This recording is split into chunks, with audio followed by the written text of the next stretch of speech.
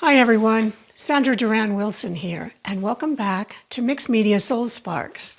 This week I'm going to experiment with a product that's fairly new to me, and it's acrylic wax. And I've got another video where I showed you working with wax, more like Dorland's wax or even hot wax. And this is a special wax that's made to work with acrylics. Now, I wrote an entire book on acrylic painting for encaustic effects. So it was different ways of using acrylic paints and mediums to get a wax look. But this is actually the wax, and it's made by PowerTex. It's a water-based cold wax, and I've been experimenting with it. And you know me, it's like I don't use things the way they're necessarily supposed to be used. So most people would use this, mix their colors in, kind of like what I've done here, and then apply it to your panel as you would, using oil-based wax. But for me, the problem with that is it takes a long time to dry, and so you really have to wait on those layers. So what I like to do is create a background using acrylics, and then I can come back in with the wax on top. Now that's what this piece is. This was a painting sample that I did using textures, and I used a stencil here with a pretty heavy paste. So it's quite raised up. And of course I've painted it and added some stuff. But the orange is where the wax is.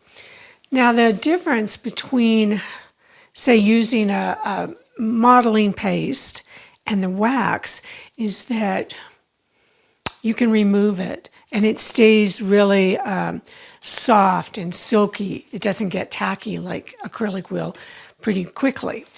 So it's really got some interesting benefits. You just have to wait for it to dry. Could be a day or two. Probably as thin as I'm applying it. Probably, a day would be fine if you wanted to layer more colors on. The other thing it does is it really extends your paint, so just like a paste will. And I put just a small amount here on my palette, and you'll see it's probably more paint than what I need, but I can just take some of the paint and mix it in.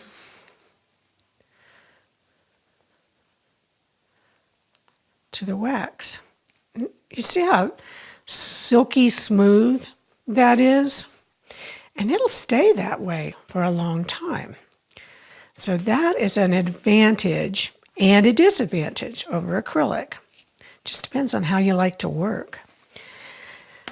I'm going to be using this color shaper, which is a great way to press down into the recesses. And if I don't want it so thick like that, I can come back in and I can remove some. And I just put it back on my palette. And this is something that you really can't do if I were, I couldn't do this with like a gel or a paste, just because it would really want to stick to the previous acrylic.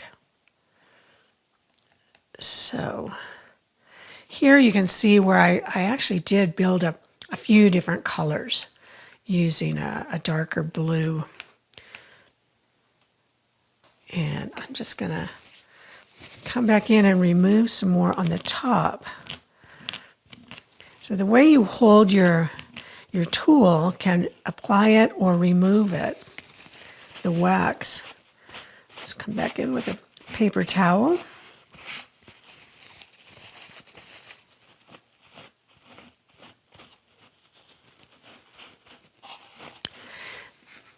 So this is just so easy to do. Even just with a palette knife.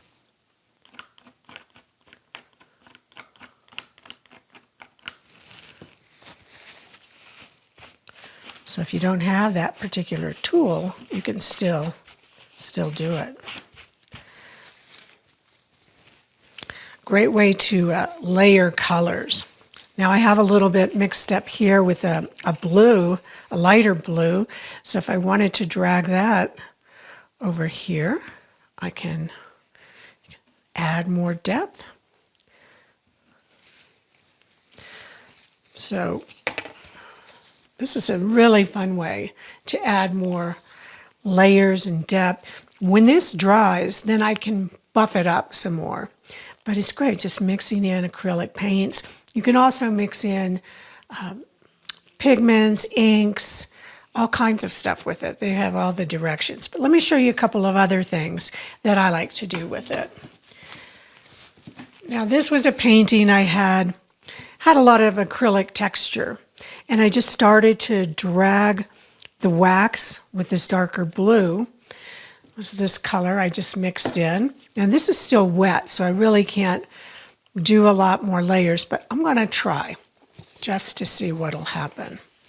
So I've got a little bit of this blue on here, and so if I take that over on top, you can see how that's going to sit on top rather than mixing in with the color below. And if I wanted to bring some of this orange, let's just pick up a little of that, bring that over.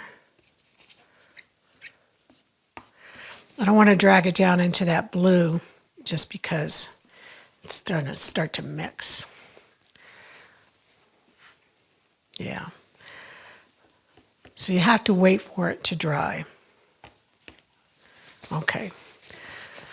But that's more of the traditional way of how you might paint with it.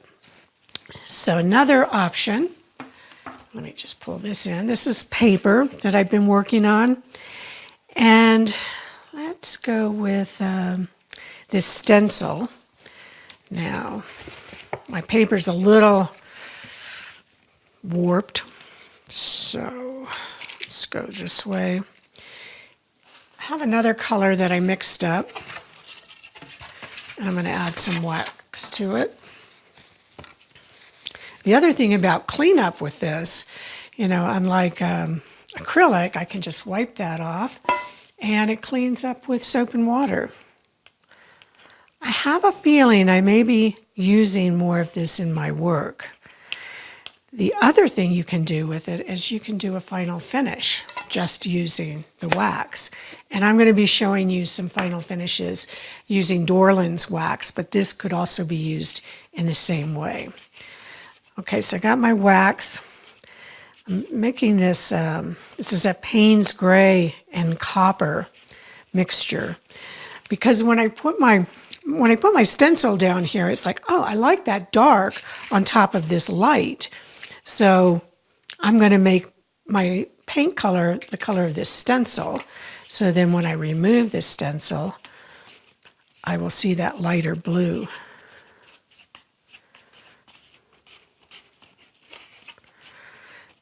Now, I'm not sure how well this is going to work because the paper is so warped, but we're going to try.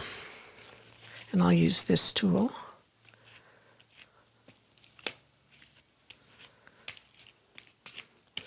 The stencil is also a little well-loved, meaning it's got some flaps that are coming up.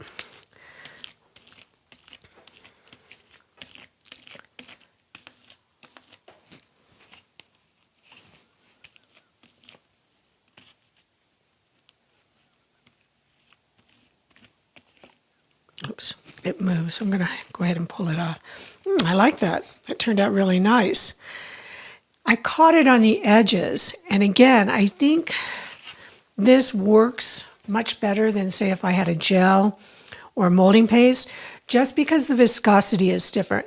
And it caught on those edges without really seeping underneath the stencil.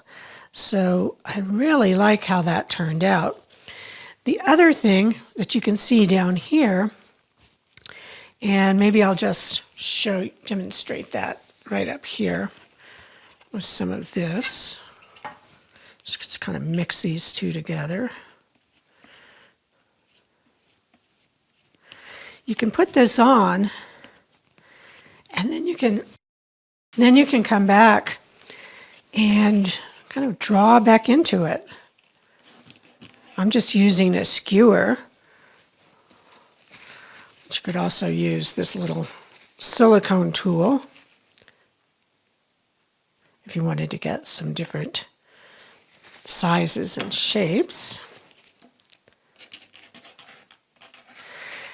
When you think about this, you really have to have a contrast of color, light over dark, and so it can really show up.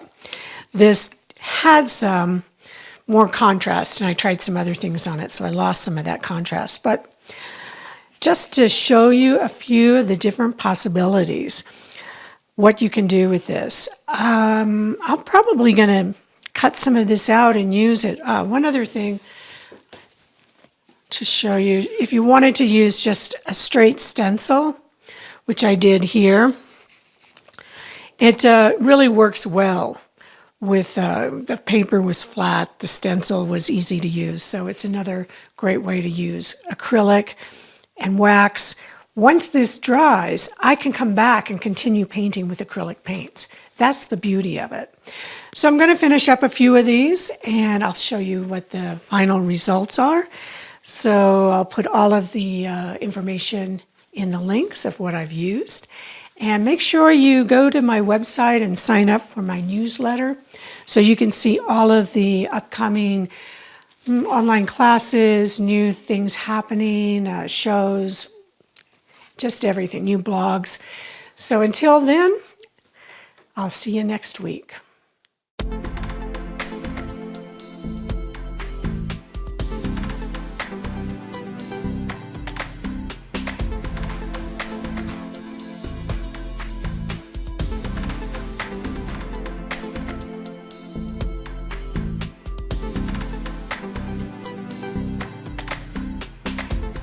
Join the Creative Awakening community on Facebook, where you'll be able to post your art, connect with other creatives around the world, and ask questions.